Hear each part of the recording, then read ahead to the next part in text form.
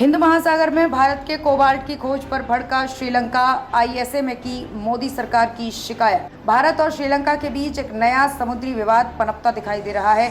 श्रीलंका ने जैमका के किंगस्टन स्थित अंतर्राष्ट्रीय समुद्र तल प्राधिकरण से हिंद महासागर में अफानासी निकितिन सीमाउंट में कोबाल्ट समृद्ध फेरोमैग्नीज क्रस्ट की खोज करने के अधिकार के लिए भारत की याचिका पर आपत्ति जताई है।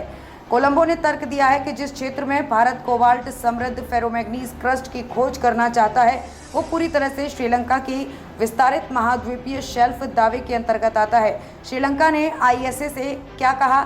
श्रीलंका की सरकार ने आईएसए से आग्रह किया है कि वो अफानासी निकितिन सीमाउंट में अन्वेषण अधिकारों के लिए भारत की याचिका को तब तक स्वीकार न करें जब तक कि महाद्वीपीय शेल्फ की सीमाओं पर संयुक्त राष्ट्र आयोग UNCLCS उसके महाद्वीपीय शेल्फ दावे पर निर्णय नहीं ले लेता। श्रीलंका सरकार के विदेश मंत्रालय के एक प्रवक्ता ने कहा कि आईएसए इस संबंध में लागू प्रक्रियाओं का पालन कर रहा है और मामला अब भी जारी है।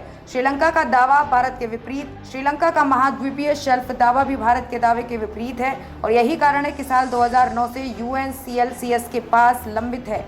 दोनों पड़ोसी देश द्विपक्षीय रूप से गतिरोध को समाप्त करने के लिए बातचीत कर रहे हैं। हालांकि वे पिछले 1.5 दशक में कोई प्रगति नहीं कर सके। कैसे शुरू हुआ विवाद? कोबाल्ट समृद्ध क्रस्ट की खोज पर नया विवाद तब शुरू हुआ जब भारत में हाल ही में हुए संसदीय चुनावों में सत्तारूढ़ भारतीय जनता पार्टी ने कच्चा दीवू द्वीप पर विवाद को फिर से हवा देने की कोशिश की और कांग्रेस और द्रविड़ मुनेत्र कड़गम व तमिलनाडु के मछुआरों के हितों की बलि देकर इसे श्रीलंका को सौंपने का आरोप लगाया। भारत ने मांगी थी कोबाल्ट उत्खनन की इजाजत। भारत सरकार के पृथ्वी विज्ञान मंत्रालय के एक स्वायत्त संस्थान पृथ्वी प्रणाली विज्ञान संगठन ESSO ने 18 जनवरी 2024 को ISA के महासचिव को एक आवेदन प्रस्तुत किया जिसमें मध्य हिंद महासागर में अफानासी निकितिन सीमाउंट में कोबाल्ट समृद्ध फेरोमैग्नीज की खोज के लिए 15 वर्षीय कार्य योजना के लिए अनुमोदन मांगा गया। नई दिल्ली ने हिंद महासागर क्षेत्र में चीनी पीपुल्स लिबरेशन आर्मी के अनुसंधान जहाज़ों के बढ़ते हमलों के मद्देनज़र अफानासी निकितिन सीमाउंट में कोबाल्ट समृद्ध क्रस्ट की खोज करने के अधिकार की मांग करते हुए आईएसए का रुख किया। अफानासी निकितिन सीमाउंट क्या है?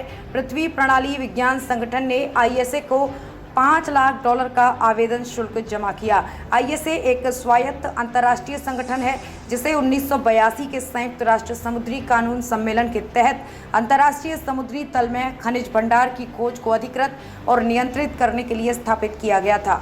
अफानासी निकितिन सीमाउंट भूमध्य रेखीय हिंद महासागर में 400 किलोमीटर लंबा और 150 किलोमीटर चौड़ा समुद्र के नीचे का पर्वतीय क्षेत्र है। इसमें मुख्य पठार शामिल है जो 4800 मीटर की गहराई पर आसपास के समुद्र तल से 1200 मीटर ऊपर है और द्वितीयक ऊंचे सीमाउंट हैं जिनमें से 2 1600 मीटर और 2050 मीटर की गहराई पर स्थित है।